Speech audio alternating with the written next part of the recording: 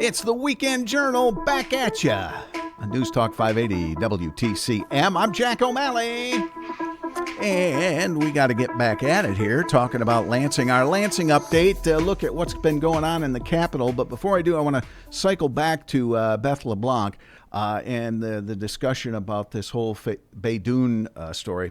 You know, it's complicated, and it's understandable and easy if you say, I don't want to follow that. But it really has a lot of implications to what's good and bad and what needs to get fixed and what isn't. And I give the Detroit News and Craig Mauger and Beth LeBlanc credit for digging into something that it's time consuming, and people are saying, hey, don't talk to me, you know, so they're doing a good job. All right, let's talk about some things going on in Lansing here. I thought this was interesting in the sense that the state of Michigan, I don't know what department, Michigan State University, their research found that Michigan needs about $1 billion worth of electric chargers, EV chargers in the state, 66,600 to be exact. We are considering things like making sure that our users won't have to go out of their way to find a charging station and that sort of thing. So on one hand, it makes all the sense in the world. If we're selling these things, they need to go in. The question, though, that comes up is, whose responsibility is to put it in? You know, I talked to some folks that are involved, you know, in the gas stations and convenience stores, and they say they've had members that have applied, but then for, you know, charging stations, and their community says, okay, yeah, you can put in four of them. But then they go to the power company, and the power company says, we can't give you the juice to run 4 of them. You can have 2, but you can't have 4. And, you know, I look at the parking deck behind the radio station here. You know, it's a few cents, but they're paying for free electricity for somebody to charge their car. Is that the community's responsibility? So those are the interesting things. You know, gas stations, you know. The state didn't pay for gas stations. The other part of this, and they want to put in 66,000 new charging stations. And I'm not saying they're wrong. What I'm saying is, let's think about this for a minute. We've seen hybrids actually kind of take the cake because they're less expensive than an electric vehicle. Also, what about hydrogen? Hydrogen is a real possible fuel source for the coming generations. So should we put all our eggs in an EV basket? I don't know. Something to think about and keep an eye on. But when even if you're an advocate of the electric vehicle, realize that we are still in the infancy of this, and there's so many changes coming. Do we put $1 billion in for chargers only to see in, you know, the next 20 years? We didn't need that many. I don't know. Something to think about. That's all I'm saying. All right. This was a story earlier in the year that I had to laugh about. Secretary of State Jocelyn Benson, who's in charge of the election laws, breaks the law. She uses an announcement of her candidacy for governor in the state building where her office is. As a state legislator, if I'd have done that, I would have been broken the law and I'd have been fined. But she wasn't. And I saw a lot of comments that said, oh, sure, another case of nobody, you know, they don't have the same laws. Well, actually, in this case, the law didn't include the Secretary of State. The law that was written in 1963 said because the Secretary of State's job is to administer, they are the ones who would have to do the investigation and decide if it was a penalty or not, right? Well, who's to investigate the Secretary of State? There was nothing like that in the law. Oops. So there is a bill that should have bipartisan support, I guess it does, that would say in such an instance, the Attorney General can investigate the Secretary of State. Secretary of State investigates everybody else. Attorney General investigates the Secretary of State. So there is an answer to that question. But, you know, if it isn't in the law, what do you do? And, so there you go. Catch you up to date. Here's another update. We had that rash there where there were Chinese nationals getting caught smuggling in nasty things into the U.S. As students at U of M. Well, a Chinese scholar pled no contest to charges of attempting to smuggle roundworm material into the U of M and lying to U.S. authorities. The woman whose name I'm not even going to try to pronounce entered a plea of no contest to 3 smuggling charges and to making false statements to U.S. Customs and Border Protection officers. She faces up to 20 years in prison for smuggling. Her sentencing is scheduled for September 10th. All right. Ranked choice voting. There is, they're working, I don't know where it is on the petition line, whether they've had their wording and they're out looking for signatures. I don't know. But there is a bill moving through the House that the chair of the House Election and Integrity Committee has sponsored, and that would basically outlaw ranked voting in the state of Michigan. She says Representative Schmidt is a former clerk. She says that it's not feasible. You can't do it. It doesn't make sense. It would confuse the clerks. They're already got their hands full. And right now, I believe there is only one state in the country that has ranked choice statewide, and I believe that's Maine. And there are some communities around the country, and I think even here in Michigan, there's a couple, 3 that have ranked choice for local. That might make a little more sense because it's a smaller group. But when you've got, millions and millions of people voting, ranked choice is crazy. All right, so I've heard a conflicting number on this, but I laughed when I saw it. Nestle sues Trump for trying crime victim grants to helping ICE, ICE agency. That would be, by my count, her 28th lawsuit against President Trump. But I saw a Bridge article saying that she's already sued him 32 times, so I might be behind on it, but Nestle's going for a record, I think. Let's see what else is going on here. Okay, so last week we had Rep. Greg Marketing on, and he was talking about the legislative swap and how Rep. Brenda Carter realized how rural his 110th district is up in the Keweenaw. Well, there was an effort they're working on opening up the mines again in the UP. If you remember in our history, the Upper Peninsula was where it was all happening. If you look at an old map of the state of Michigan, the UP has got maps all out. It's been done, and most of Michigan is still just trees. Why? Because the Upper Peninsula and mining was huge, right? So then they closed them down for various reasons. Well, now they're saying, hey, we need what's left down there. There's still a lot of stuff. We can get these mines productive again. Let's do it.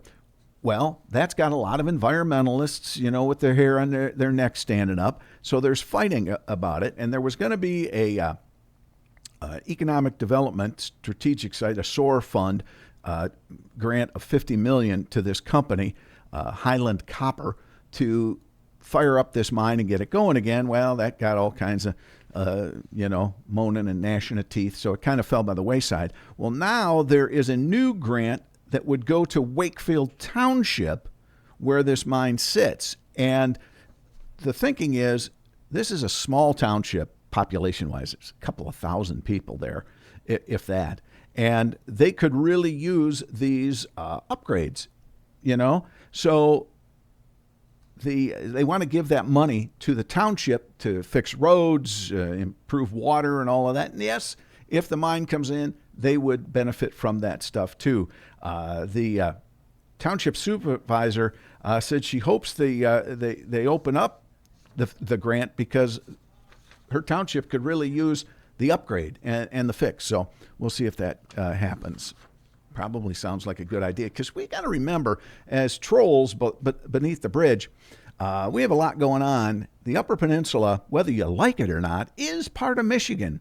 And we need to, because we're the bigger half, if you will, we need to give them help and aid in ways that maybe, Grand Rapids or Detroit isn't going to ask for.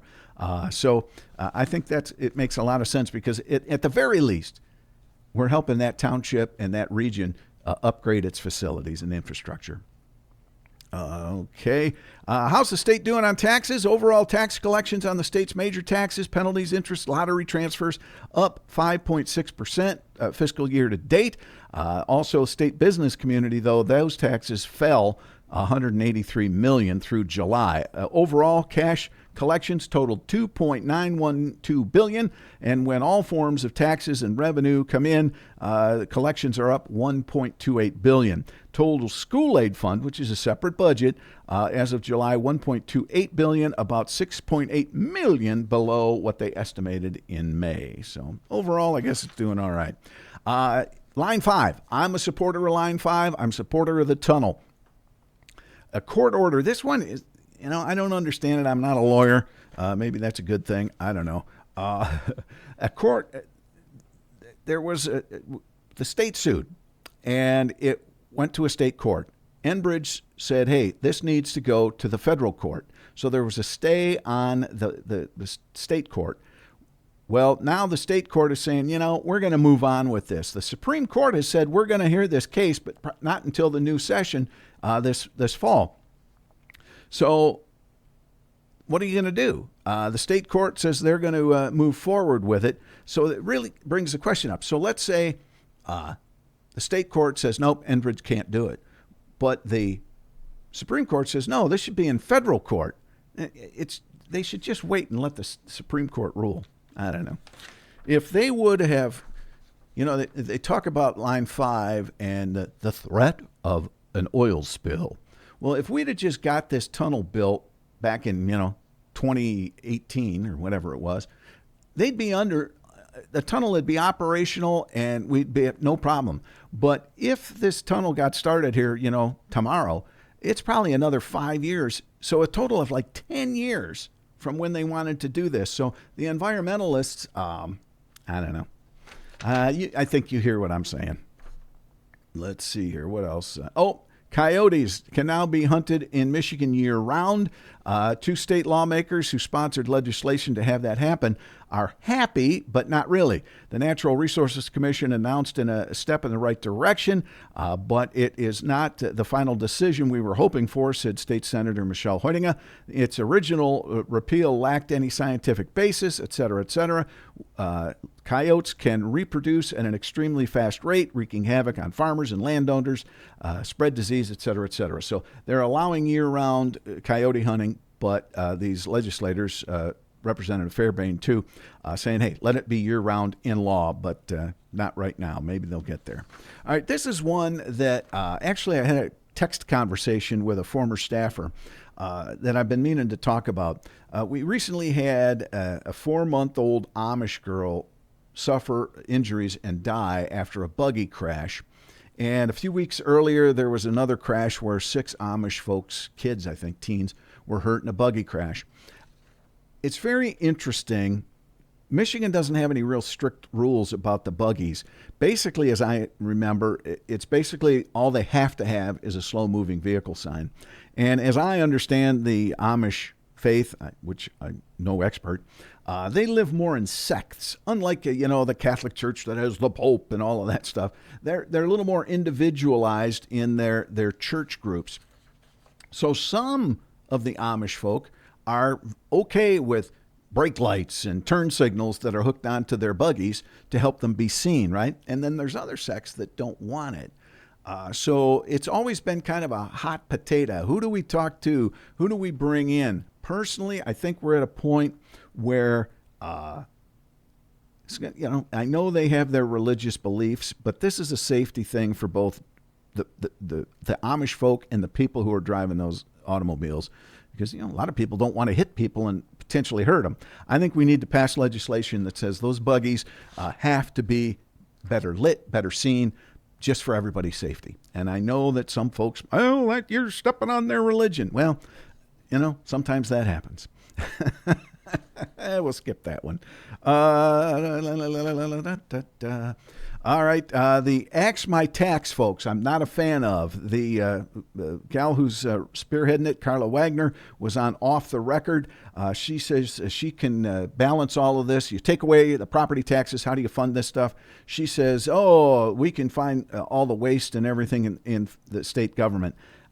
I think there's a bit of a scarecrow argument there that there's just billions and billions and billions of waste in our state government. There's millions, I don't doubt that. But to totally replace property taxes, I think it's kind of foolish. She also goes on to say the plan would earmark 10% of state income tax bucket plus alcohol, marijuana, and tobacco sales to cover state services, and she wants the schools to do some belt tightening, et cetera, et cetera. I think this is a pie-in-the-sky proposal.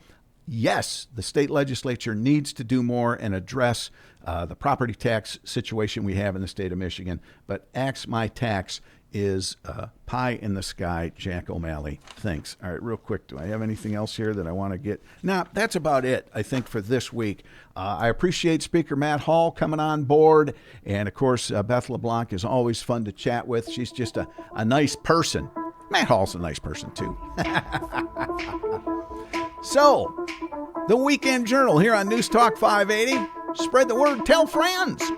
I'm going to get this up on YouTube and on Facebook. So if week to week you miss it, we'll be there for you. The Weekend Journal. I'm your host, Jack O'Malley. News Talk 580, WTCM.